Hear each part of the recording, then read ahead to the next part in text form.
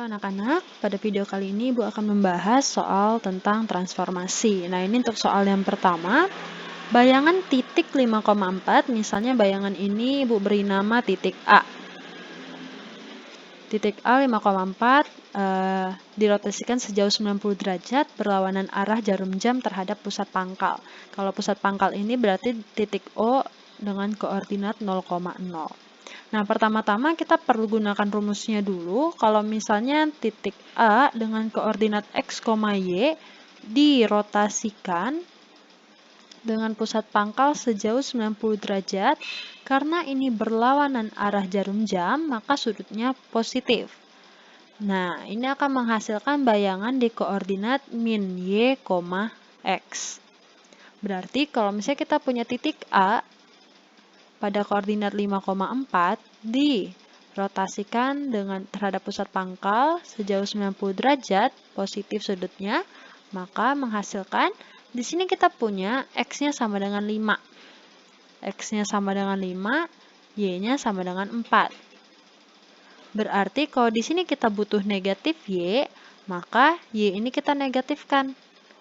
Y sama dengan 4, maka negatif Y sama dengan negatif 4. Berarti di sini negatif Y-nya sama dengan negatif 4, X. X-nya 5. Jadi negatif 4,5. Maka kita peroleh bayangannya adalah negatif 4,5. Oke, kita lanjut ke soal nomor 2. Hasil rotasi titik A sejauh 180 derajat berlawanan arah jarum jam terhadap titik pangkal. Titik pangkal lagi berarti titik 0,0 ya. Nah, sekarang kita punya dua cara. Cara yang pertama, kita rotasikan titik A ini sebanyak 2 kali tapi terhadap 90 derajat.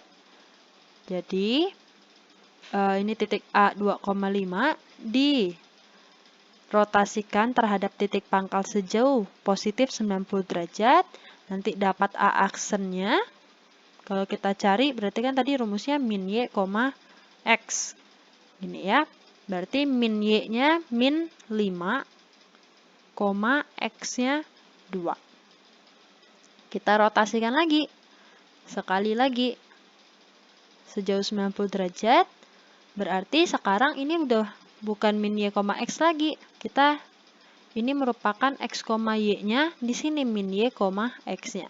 Jadi kita mencari bayangan dari bayangan. Maka A aksen dari A aksen. Jadinya A aksen-aksen.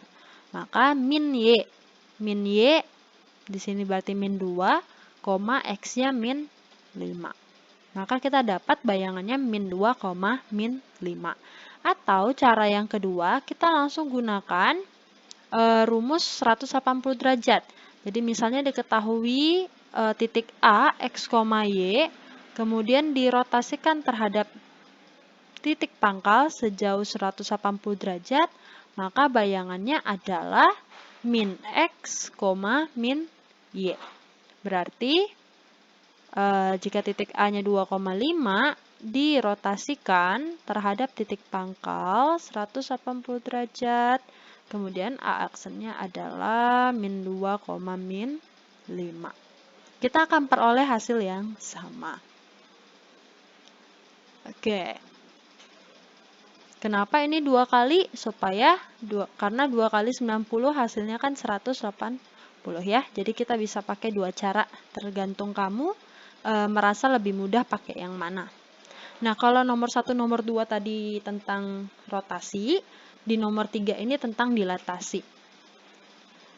Di sini ada faktor dilatasinya sebesar 3 kali. Kalau misalnya kita punya titik X, Y, didilatasikan dengan pusat di O, kemudian sebesar K kali, ini faktor dilatasinya, maka P aksennya itu tinggal kita kalikan aja nih. X dikali dengan K, Y dikali dengan K. Atau dapat kita tuliskan menjadi rumusnya seperti ini. K kali X, K kali Y. Karena ini perkalian, jadi boleh komutatif. Mau ditulis X kali K, Y kali K juga boleh. Sekarang kita kembali ke soal. Titiknya adalah min 2,1. Kemudian didilatasikan dengan pusatnya di O sebesar 3 kali. Nah, ini gampang. Tinggal kita kalikan aja nih. 3 dikali dengan min 2, 3 dikali dengan 1. Sesuai dengan rumusnya ya. K kali X, K kali Y. Berarti hasilnya adalah P aksen 3 kali min 2 adalah negatif 6, 3 kali 1 adalah positif 3. Maka bayangannya di negatif 6,3. Lanjut ke soal berikutnya. Nah, sekarang hasil dilatasi titik Q dengan koordinat 4, negatif 6 dengan pusat di O adalah Q aksen. Faktor dilatasinya adalah K. K-nya ini berapa? Pertanyaannya adalah nilai K. Jadi kita kembali ke rumus yang kita punya.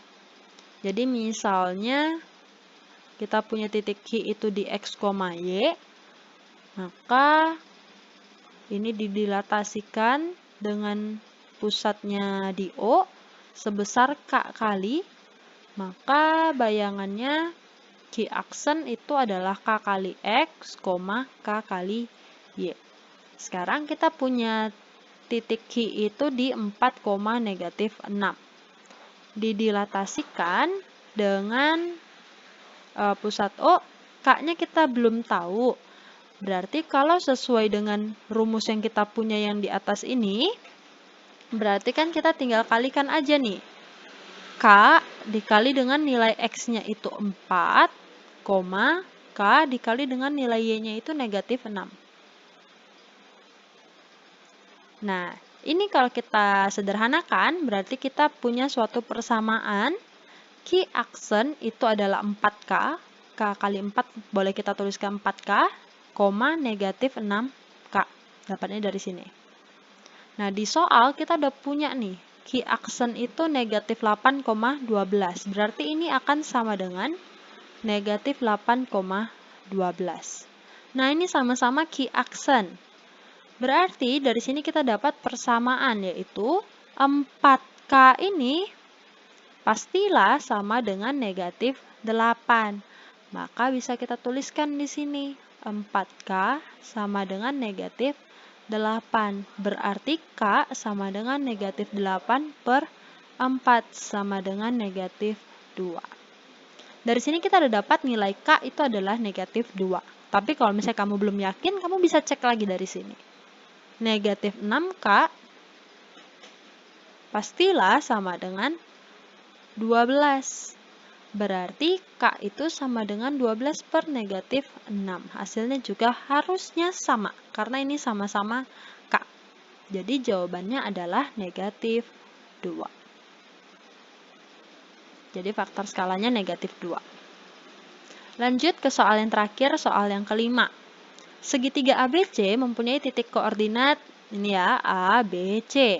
Jika segitiga A aksen, B aksen, C aksen adalah bayangan dari segitiga ABC hasil dilatasi oleh ini dengan pusatnya O, faktor skalanya 2. Yang ditanya adalah luas segitiga A aksen, B aksen, C aksen.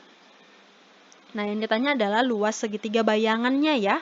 Berarti salah satu cara yang bisa kita gunakan adalah coba kita cari dulu A aksen itu koordinatnya di mana, B aksen di mana, C aksen di mana. Dengan cara menentukan hasil dilatasinya. Jadi kita punya titik A itu 1,2 didilatasikan dengan pusatnya O, faktor skalanya 2, berarti kita dapat A aksennya adalah, ini kan tinggal dikali ya, 1 dikali dengan 2, 1 dikali dengan 2, 2 dikali dengan 2. Maka kita dapat koordinat bayangannya itu 2,4. Dengan cara yang sama, kita bisa dapatkan bayangan dari B. B mula-mula koordinatnya itu 4,2. Didilatasikan dengan faktor skala 2 terhadap pusat O. Berarti bayangannya 8,4. Nah, C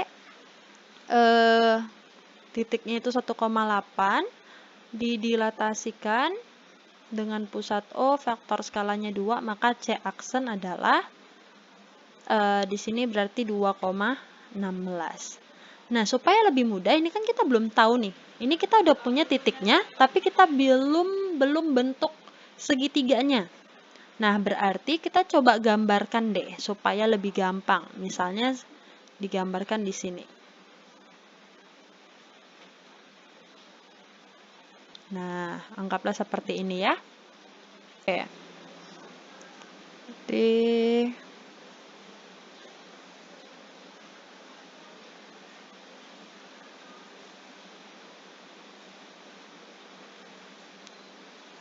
dua, 4, 6, 8, 10, 12, 14, di sini 16. Kemudian di sini juga sama, 2, 4, 6, 8 cukup ya. Oke, berarti yang pertama A aksen 2,4. 2,4-nya di sini misalnya ya, A aksen. Kemudian 8,4-nya di sini, B aksen. 2,16-nya di sini, C aksen. Nah, ini kalau digambarkan seperti ini. Anggaplah ini lurus ya. Kalau kalian gambar pakai penggaris akan lebih rapi. Nah, dari sini kita bisa lihat nih, di sini akan segitiga siku-siku. Berarti kita menemukan ini sebagai sisi alas, ini sebagai sisi tinggi. Sekarang kita tinggal hitung alasnya berapa satuan sih? Ini kan di sini ya. Di sini. Berarti 2, 4, 6. Maka kita ketemu alasnya sama dengan 6 satuan. Tingginya dari sini sampai sini. Berarti 1, 2, 3, 4, 5, 6. 6 lompat 2 berarti 12. Maka tingginya sama dengan 12 satuan. Berarti luas segitiga bayangannya itu ada di setengah kali alas kali tinggi. Berarti setengah kali alasnya 6 kali tingginya 12. Ini tinggal coret aja. Berarti 6 kali 6, 36 satuan luas.